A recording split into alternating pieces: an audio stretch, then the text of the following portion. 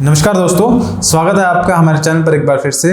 HCS interview के लिए call जो है, जो रिजल्ट है वो मेंस का आउट हो चुका है और लगभग 61 जो कैंडिडेट्स हैं उनको सिलेक्ट किया गया है फॉर द इंटरव्यू कॉल और 9 तारीख से आपके इंटरव्यू जो है वो स्टार्ट हो जाएंगे। अब देखिए, कयास लगाए जा रहे हैं कि क्योंकि 100 पोस्ट ही 61 कैंडिडेट्स ही बुलाए गए हैं तो सभी का इंटरव्यू क्वालिफाई समझा जाएगा। ऐसा देखिए हो भी सकता है, नहीं भी हो सकता है, ऐसा जरूरी नहीं है, लेकिन आप लोगों को अपनी तैयारी जो है उसको हमेशा स्ट्रॉन्ग रखना ही चाहिए। क्योंकि अभी अगर बात करें 100 पोस्ट तो हैं, लेकिन आपको कौन सी पोस्ट चाहिए वो बहुत ज़्यादा इंपॉर्टेंट है। अगर हम बात करें एडमिनिस्ट्रेशन के अंदर अगर आपको पोस्ट चाहिए तो आपको अच्छे मार्क्स लेके आने पड़ेंगे इंटरव्यू के अंदर। तो अब अगर आप चाहें तो एक ये एटीट्यूड भी अपना सकते हैं कि 61 पोस्ट है तो इजीली इंटरव्यू क्वालिफाई हो जाएगा। दूसरा आपका ये होगा कि अगर आपको एक अच्छी पोस्ट चाहिए, ऑल दो पोस्ट सारी अच्छी हैं, बट हाँ आपको आपकी मनपसंद की पोस्ट चाहिए तो उसके लिए आपको मेहनत करनी पड़ेगी। ठीक है, तो उसी से संबंधित हम आज आपके लिए वीडियो लेके आए हैं। 2 टॉपिक पे हम चर्चाएं करेंगे। हमारा ये जो वीडियो का मकसद है ये सिर्फ यही है कि आपको ज़्यादा से ज़्यादा टॉपिक हम बता पाएं कि कहाँ पर इंटरव्यू के अंदर सवाल जो है पूछे जा सकते हैं। ये लेटेस्ट न्यूज़ है आपकी, जहाँ पर हमारा जो लॉ कमीशन है उसने सेंटर को एडवाइस किया है कि सुप्रीम कोर्ट के जो चीफ जस्टिस है DY चंद्रचूड़ जी, उन्होंने प्रीवियस कुछ मंथ में ये स्टेटमेंट दी थी कि जो ये पॉक्सो एक्ट है, protection and security of the child जो है, उस एक्ट के अंदर क्या है, जो नाबालिग लड़के या लड़कियां होती हैं उनके साथ अगर किसी तरह का कोई हरासमेंट होता है तो उस केस में जो पर्सन है उनको कन्विक्ट किया जाता है पॉक्सो एक्ट के अंदर। ठीक है, पॉक्सो एक्ट के अंदर।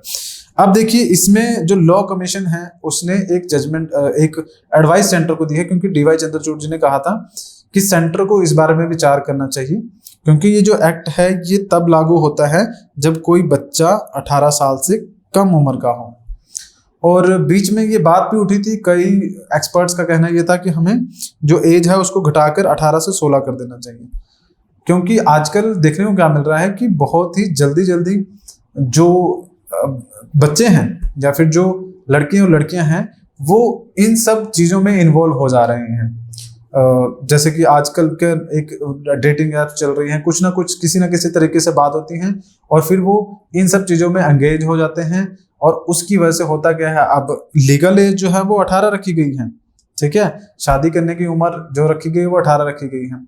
लेकिन ये जो मोबाइल फोन्स हैं इनको यूज करने के लिए कोई एज लिमिट नहीं है। तो अगर आप 12 साल के बच्चे को मोबाइल दे दोगे तो वो इजीली ऑल ओवर इंडिया से ऑल ओवर वर्ल्ड में इंटरेक्ट कर सकता है। और इंटरेक्शन में कोई भी आदमी इतना सॉलिड नहीं होता, इतना मजबूत नहीं होता कि वो 18 साल तक वेट करेगा कि मैं 18 का होऊंगा, आफ्टर दैट मैं ये जो सब चीजें हैं इनमें इन्वॉल्व होऊंगा। तो अगर आप 12-13 साल के बच्चे को मोबाइल दे रहे हो तो ऑब्वियसली 2-3 साल या कुछ टाइम पीरियड में वो ऑब्वियसली इन सब चीजों के अंदर इंडल्ज हो ही जाएगा। तो यहाँ पर जो हमारी जो एक बात उठी थी वो ये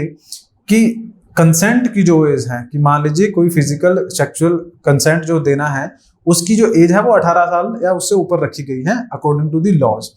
बट कुछ लोगों का मानना था कि इसको कम करके 16 कर दीजिए, क्योंकि आजकल सोसाइटी में जो देखा जा रहा है उसके हिसाब से लगता भी है कि शायद कंसेंट के 16 कर देनी चाहिए। क्योंकि होता क्या है कि मान लीजिए 19 साल का लड़का है और 17 साल की लड़की है, और 2 साल के एज गैप के अंदर ये नहीं माना जा सकता कि जो अगर मान लीजिए 17 भी नहीं, मैं कहूँ कि 18 साल से 2-4 महीने कम की लड़की है तो हम ऐसा कह देंगे दोनों अगर म्यूचुअली उनका कंसेंट है, दोनों आपस में जो भी कर रहे हैं या फिर रिलेशन में है या कुछ भी है, वो दोनों का अपनी मर्जी से है, तो उस जो लड़का है उसको चार्ज कर दिया जाएगा पॉक्सो एक्ट के अंदर,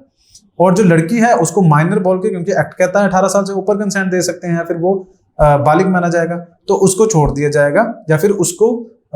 जो है इस तरह से ट्रीट नहीं किया जाएगा। अब देखिए, समस्या यहाँ पर ये खड़ी हो रही है कि लड़के का जो मेंटल स्टेटस है वो भी उतना ही है, थोड़ा बहुत फर्क हो सकता है बट लगभग उतना ही है जितना लड़की का है। तो इसमें जो लड़का है उसको कन्विक्ट कर दिया जाएगा और जो लड़की है उसको विक्टिम बनाया जाएगा।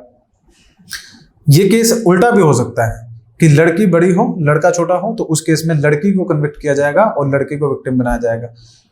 तो यहाँ पर कुछ लोगों का मानना ये आ गया था, कुछ लोगों का जो इसकी समझ रखते हैं कि हमें जो कंसेंट की एज है उसको घटा के 16 करना चाहिए। अब इसी के ऊपर लॉ कमीशन ने सेंटर को एक एडवाइस दी है कि सेंटर को ये जो कंसेंट की एज है इसको 18 से 16 नहीं करना चाहिए। लॉ कमीशन का क्या कहना है या क्या तर्क है कि अगर 18 से 16 साल जो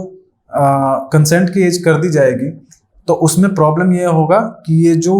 चाइल्ड मैरिज वाला इशू है ये और ज़्यादा बढ़ने लग जाएगा, क्योंकि 16 साल के अगर आपने कंसेंट की एज रख दी तो 16 साल में बच्चों की जो शादी है वो करवा दी जाएगी। तो इंडिया का जो ये जो मेन मोटिव है बच्चों को पढ़ाना, लड़कियों को पढ़ाना, ये सब चीज़ें जो है इन पे बुरा असर पड़ेगा। और वैसे भी कंसेंट की एज अगर लॉ कमीशन की बात मानी जाए तो कंसेंट की एज 16 करना एक सही चीज़ नहीं रहेगी। लेकिन लॉ कमीशन ने ऐसा भी नहीं कहा है,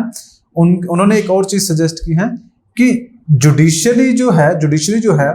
वो डिसाइड कर सकती हैं on the basis of circumstances. ये जस्ट एक एडवाइस है, ऐसा कोई लॉ नहीं, कुछ नहीं आया है, जस्ट ये एडवाइस जो है वो शेयर की गई है लॉ कमीशन की तरफ से कि जुडिशरी डिसाइड कर सकता है on the basis of the case कि क्या वो जो पर्सन है उसको कन्विक्ट करना चाहिए अगर वो 18 साल से ज्यादा का है, कम है, और दोनों पर्सन मान लीजिए एक 18 से ज्यादा है, कम का है, चाहे लड़का लड़की, तो क्या दूसरे जो पर्सन 18 से साल से ज्यादा है उसको कन्विक्ट करें या ना करें। It should be decided by the judiciary, क्योंकि सर्कमस्टांसेस अलग अलग होते हैं। आप किसी एक लॉ के अंडर आपने डाल दिया कि 18 साल से कम अगर किसी के साथ कुछ होता है, बेशक वो एक दिन कम हो, लॉ में तो आ गया। लॉ तो इसी तरह से काम करता है, एक दिन भी कम हो 18 साल से तो वही वो जो दूसरा पर्सन होगा, चाहे लड़का या लड़की जो 18 साल से ज्यादा, उसको कन्विक्ट कर लिया जाएगा। तो ये भी सही नहीं है। तो यहाँ पे लॉ कमीशन ने एडवाइस दी है। आपका जो सवाल है वो ये बन सकता है कि जो कंसेंट की एज है उसको,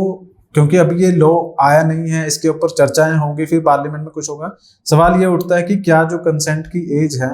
उसको कम करना चाहिए, क्योंकि बहुत सारे लोगों का मानना है कि करना चाहिए, कुछ का मानना है कि नहीं करना चाहिए, जैसे लॉ कमीशन ने मना कर दिया है। तो आपका भी इसी के ऊपर सवाल उठता है। नेक्स्ट टॉपिक की अगर मैं बात करूं, नेक्स्ट टॉपिक है आपका women reservation Bill Gates president Murmu note becomes law. Women reservation bill parliament का स्पेशल सेशन बुलाया गया था, उसके अंदर वुमेन रिजर्वेशन बिल को पास करवाया गया। According to this bill 33% seats of the Lok Sabha, Rajya Sabha और the state assembly should be reserved for the women's. 33% जो सीटें हैं उनको रिजर्व किया जाएगा वुमेन्स के लिए। एक बहुत अच्छा मूव है और ये वुमेन एम्पावरमेंट को सहायता भी देगा, महिलाओं को आगे बढ़ने का मौका देगा। खैर द पॉइंट इज कि ये जो वुमेन एम्पावरमेंट बिल है इसको आने में काफी वक्त लगा और ये बहुत पहले से हो जाना चाहिए था। जैसे आज़ादी जब हुई देश की उसी टाइम पे ये चीज़ हो जानी चाहिए थी, क्योंकि सोसाइटी के अंदर वल्नरेबल सेक्शन बहुत सारे हैं। मैं सोशली बैकवर्ड क्लासेस की भी बात कर रहा हूँ कि जो SC ST OBCs हैं, सोशली बैकवर्ड भी हैं, और वुमेन्स भी अगर बात की जाए तो उनका भी जो आधार है सोसाइटी के अंदर वो भी बहुत अच्छे लेवल पे नहीं देखने को मिलता हमें वुमेन्स का, क्योंकि वुमेन्स को बहुत सारे राइट्स तो नहीं मिल रही है, मतलब अकॉर्डिंग टू लॉ उनको दी गई है बट वो उसे हासिल नहीं कर पा रही हैं। तो वैसे ही अगर देखा जाए तो वुमेन्स की पॉपुलेशन अगर देखा जाए तो बहुत ज़्यादा कोई फर्क नहीं है मेंस एंड वुमेन्स की पॉपुलेशन में, बट क्योंकि उनको इतनी अपॉर्चुनिटी नहीं मिलती है तो वो हर सेक्टर में पीछे आपको नजर आती हैं। ये जो पार्लियामेंट ने किया है लॉ पास वुमेन रिजर्वेशन बिल का, ये एक अच्छा मैसेज देगा पूरी सोसाइटी के लोगों को कि ये 33% जो रिजर्वेशन है वुमेन्स को दी गई है। वैसे अगर देखा जाए तो दो तरह के जेंडर की अगर बात की जाए, अभी तो आपका मेल फीमेल ट्रांसजेंडर ये आपके जेंडर्स हैं वैसे, बट मेनली अगर देखा जाए तो दो तरह के जेंडर हैं, मेल और फीमेल। तो ये जो रिजर्वेशन है इसको 50% भी किया जा सकता है, बट अभी के लिए नहीं किया जा सकता, क्योंकि 50% अगर रिजर्वेशन कर भी दी जाए उस केस में भी जो वुमेन्स हैं आगे नहीं आ पाएंगी, क्योंकि किसी को अगर मान लीजिए आपको जो पॉलिटिक्स के अंदर एंटर भी करना है तो उसके लिए बहुत सारी चीज़ों की रिक्वायरमेंट होती हैं, और सोसाइटी में अभी ऐसा माहौल नहीं है कि महिलाओं को आसानी से घर से बाहर निकलने दिया जाए, और राजनीति को वैसे भी महिलाओं के लिए अच्छा नहीं माना जाता, ये एक स्टिग्मा है, ठीक है, बट ऐसा है नहीं है। तो 33% रिजर्वेशन ही सही, अच्छी बात है, लेकिन आई तो सही, ये बात एक इम्पोर्टेंट है। सवाल ये बनता है कि वुमेन्स की जो कंडीशन है शुरुआत से अगर बात करें तो आज तक वुमेन की कंडीशन में क्या क्या बदलाव हमें देखने को मिले हैं, और क्या लगता है कि आने वाले वक्त में ये जो वुमेन रिजर्वेशन बिल है इससे हमारी सोसाइटी के अंदर बदलाव किस तरह से होगा। क्योंकि देखिए, अगर एक बस के अंदर, अगर उस बस को चलाने वाली एक वुमेन है, कंडक्टर वुमेन है, तो उसके अंदर बैठे हुए जितने भी वुमेन्स हैं वो अपने आप को सेफ महसूस करते हैं सिर्फ एक वुमेन के ड्राइवर हो जाने से या कंडक्टर हो जाने से। तो वुमेन्स अगर किसी भी सेक्टर में आगे आती हैं तो आसपास की जो सोसाइटी है उनमें कॉन्फिडेंस जरूर बिल्ड होता है। तो हमें यही चर्चा करनी है या फिर हमें इसी पे जवाब देना है कि क्या क्या बदलाव